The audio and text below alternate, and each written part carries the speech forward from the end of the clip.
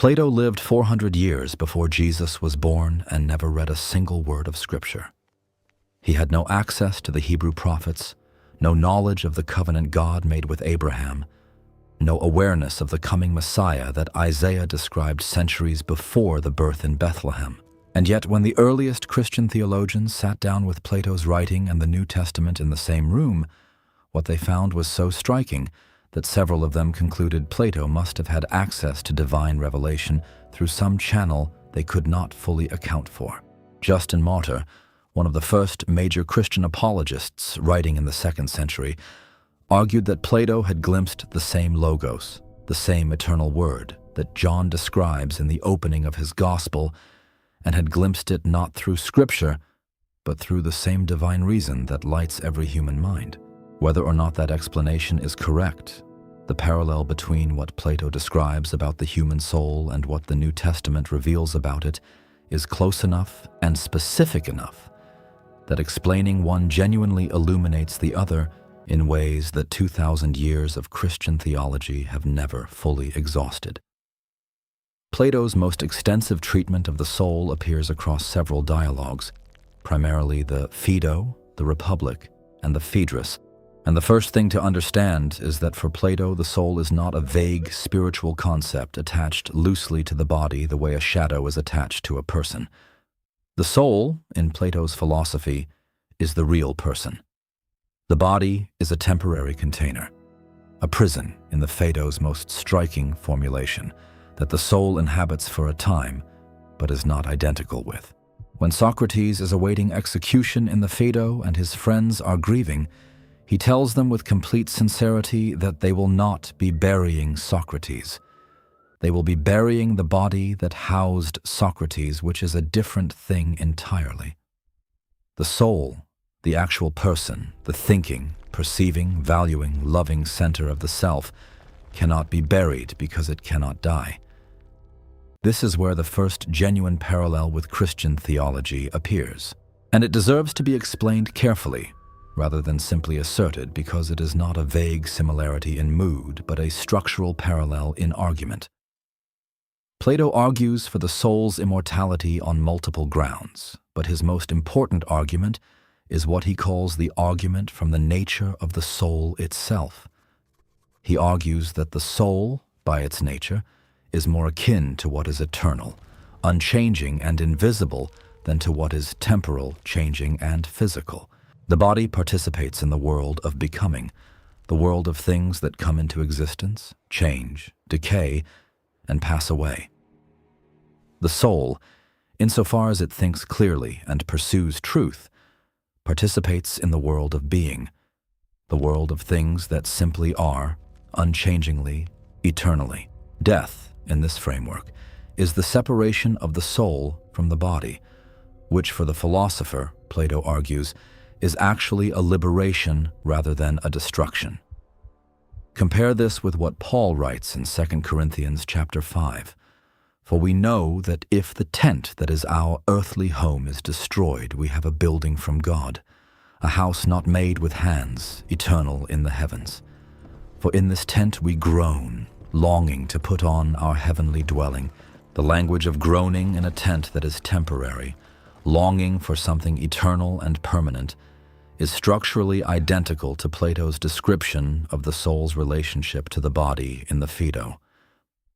Paul goes further than Plato in ways that matter enormously, as we will explain, but the foundation he is building on, the conviction that the physical body is a temporary dwelling and the real self is headed somewhere the body cannot follow, is the same foundation Plato had been building on for 4 centuries.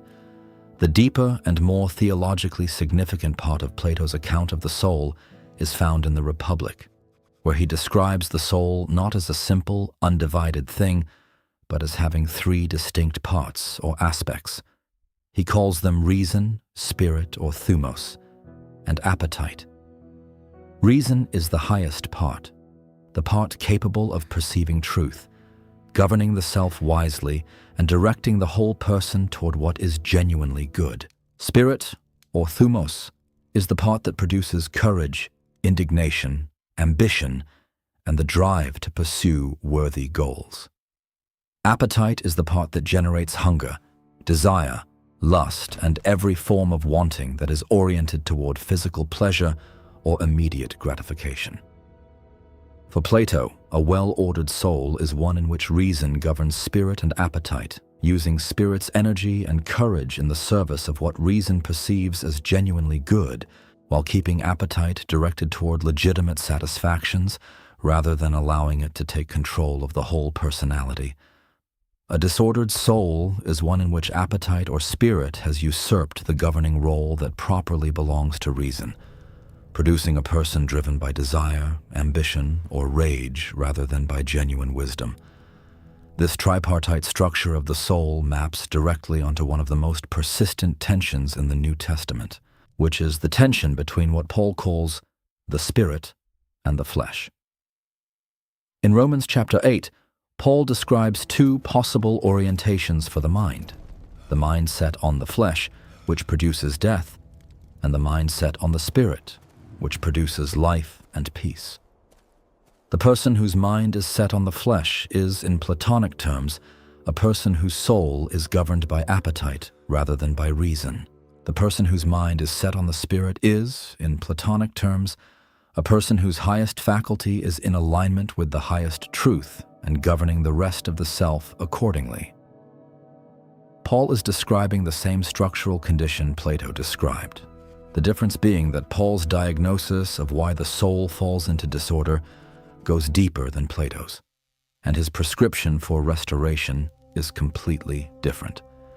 Plato believed that the soul's tendency toward disorder, its vulnerability to being governed by appetite rather than reason, was primarily a problem of ignorance.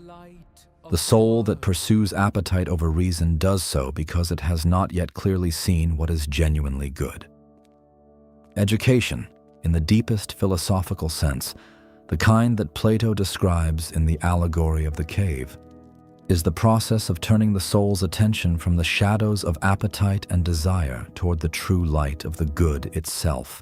Once the soul genuinely sees what is truly good, it will pursue it, because no rational being ultimately chooses what it knows to be worse over what it knows to be better. Evil, for Plato, is ultimately the result of ignorance rather than a deliberate turning of the will against what is known to be right. This is precisely where the New Testament goes further than Plato in a direction he could not have anticipated, and where the gospel reveals something about the human condition that philosophy alone cannot reach. Romans chapter 7 describes a condition that Plato's framework cannot accommodate. Paul knows the good. He agrees with the law. He genuinely wants to do what is right, and he still does the opposite. This is not ignorance producing wrong behavior.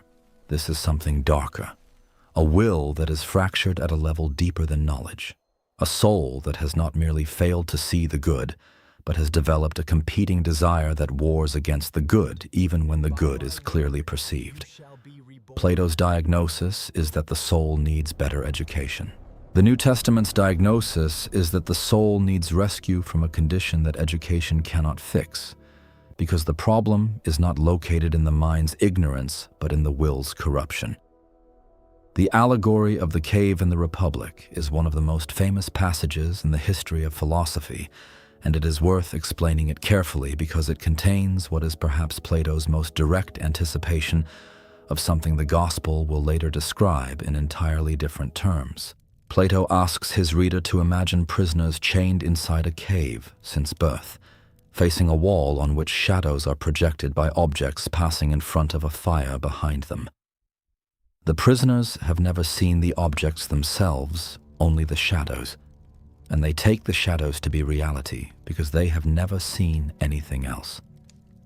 If one prisoner is freed and turned toward the fire, the light hurts his eyes, and the objects seem less real than the shadows he is accustomed to.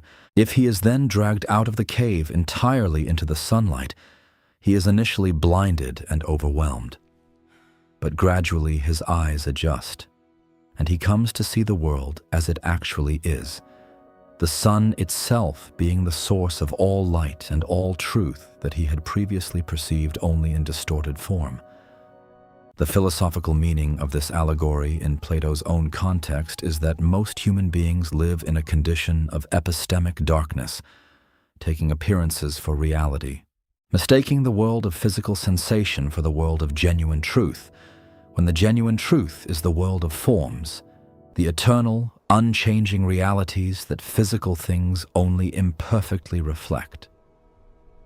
The sun in the allegory represents what Plato calls the form of the good, the highest and most fundamental reality, the source from which all other truth and being flows. In the opening of John's Gospel, the same structure appears in an entirely different form and with an entirely different agent. In the beginning was the Word, John writes, and the Word was with God, and the Word was God. He was in the beginning with God. All things were made through him, and without him was not anything made that was made. In him was life, and the life was the light of men. The light shines in the darkness, and the darkness has not overcome it. Later in the same gospel, Jesus says directly, "I am the light of the world. Whoever follows me will not walk in darkness, but will have the light of life." The structure of Plato's allegory and the structure of John's prologue are not identical, and it would be wrong to claim that John is simply retelling Plato in Jewish terms. But the conceptual parallel is genuine and historically significant. Plato described a world in which most human beings live in epistemic darkness, perceiving only shadows of reality, and proposed that the philosopher's task was to turn toward the light and return to the cave to share what he had seen. John describes a world in which the light itself entered the darkness, not as a philosophical idea to be grasped by the intellectually prepared, but as a person arriving in history, offering illumination to anyone who would receive it regardless of their philosophical training or social standing. This is the decisive difference between Plato and the Gospel, and it is worth explaining with precision because it determines everything about how the soul finds its way to the good it was made for. For Plato, the soul's journey toward truth is ultimately a journey the soul makes by its own effort, through rigorous philosophical education, through the disciplined turning of attention away from appetite and toward reason, through the long and difficult work of becoming a philosopher. The cave is dark, but the light is there to be found, and the way out is human effort rightly directed. For John, and for the New Testament broadly, the problem is more severe than Plato imagined, because the soul is not simply in the dark due to a lack of education. The soul is, in Paul's language in Ephesians chapter 2, dead in trespasses and sins, which is a condition that education cannot remediate because dead things do not benefit from better information. The solution is not a brighter torch offered to someone who can then find their own way out. The solution is life given to something that was dead, which requires an agent external to the dead thing because dead things cannot generate their own life. This is where the person of Jesus Christ enters the picture in a way that has no parallel in Plato, and that Plato's framework, as sophisticated as it is, cannot generate from within itself. When Jesus says in John chapter 11, "I am the resurrection and the life," he is not offering a philosophical principle. He is making a personal claim about what he himself is and does. The soul that Plato describes as naturally immortal and seeking its way back to the good is, in the New Testament's account, a soul that has fallen into a death it cannot reverse by its own philosophical effort, and that requires the intervention of the one who, as John says in chapter 1, had life in himself and could therefore give life to others. Plato's concept of anamnesis, or recollection, is worth examining in this context because it reveals both how close Plato came to something the Gospel would later say and how significant the remaining distance is. In the Meno and the Phaedo, Plato argues that the soul knew truth in a prior existence before its embodiment, and that learning in this life is actually a process of recollecting what the soul already knew and has temporarily forgotten due to the shock of birth and the distractions of physical life. This is why the right kind of education feels less like receiving new information and more like recognizing something already familiar, the experience that Plato illustrates when Socrates leads an uneducated slave boy through a geometric proof by questioning alone. The boy arriving at the correct answer not because Socrates told him, but because the questioning drew out what was, in Plato's framework, already inside him. The Gospel does not affirm the doctrine of pre-existence of souls in Plato's specific sense, but it does affirm something structurally similar when it comes to the knowledge of God. Paul writes in Romans chapter 1 that what can be known about God is plain to everyone, because God has shown it to them. For his invisible attributes, namely his eternal power and divine nature, have been clearly perceived ever since the creation of the world in the things that have been made. There is, in Paul's account, a knowledge of God available to every human being, not through philosophical training, but through the created order itself, a kind of general revelation that means no one encounters the gospel as though receiving news from a completely alien world. When the gospel is proclaimed, Paul's framework suggests, it is being heard by souls that already carry some knowledge of the God being proclaimed, however suppressed or distorted that knowledge may have become. The experience of recognizing rather than merely receiving, which Plato described through the concept of anamnesis, is present in the Gospel's expectation that the proclamation of Christ will resonate with something already present in the human soul, however buried under the sediment of sin and suppression. The resurrection of Jesus is the point at which the Gospel's account of the soul moves furthest beyond anything Plato could have imagined, and it is worth explaining why this matters so much for the specific question of what the soul is and where it is headed.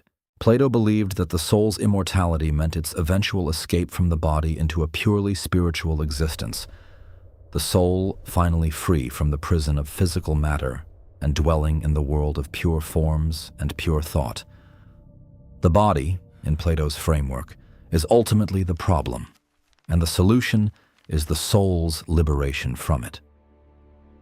The New Testament teaches something that would have struck Plato as philosophically unusual, if not incoherent: the resurrection of the body. Not the survival of the soul after the body's death, which Plato already believed, but the restoration of a transformed physical body as part of the soul's ultimate destiny.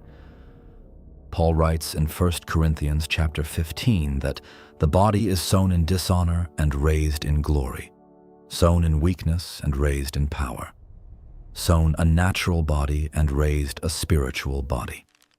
The soul's future in the New Testament's account is not disembodied contemplation of eternal forms. It is embodied glory, a transformed physicality that is genuinely bodily while being radically different from the body as we now experience it. This difference is not a minor variation on Plato's theme. It is the Gospel's fundamental correction of where Plato's brilliant diagnosis of the soul leads. Plato was right that the soul is more than the body, right that it is oriented toward what is eternal and good, right that its natural state is disordered and in need of reordering, and right that the light it seeks is something its own darkness cannot produce. Where Plato stopped, the Gospel begins, with the announcement that the light did not wait for the philosopher to find his way out of the cave. The light entered the cave, took on a body, lived among the shadows, died the death that the soul's disorder had made necessary, and rose from the dead in a body that is the first example of what the soul that belongs to him is ultimately destined to become. The real question this leaves you with is not which account of the soul you find more philosophically satisfying, because Plato's account is genuinely sophisticated and worth engaging seriously. The real question is whether the journey Plato describes, the soul's long effort to turn itself toward the good and find its way from darkness to light by its own philosophical effort, has ever actually worked for you, in the specific area where you know most clearly what is good and still find yourself doing otherwise. Because if it has not, the Gospel is not offering a better philosophy. It is offering what philosophy, for all its brilliance, was never built to provide.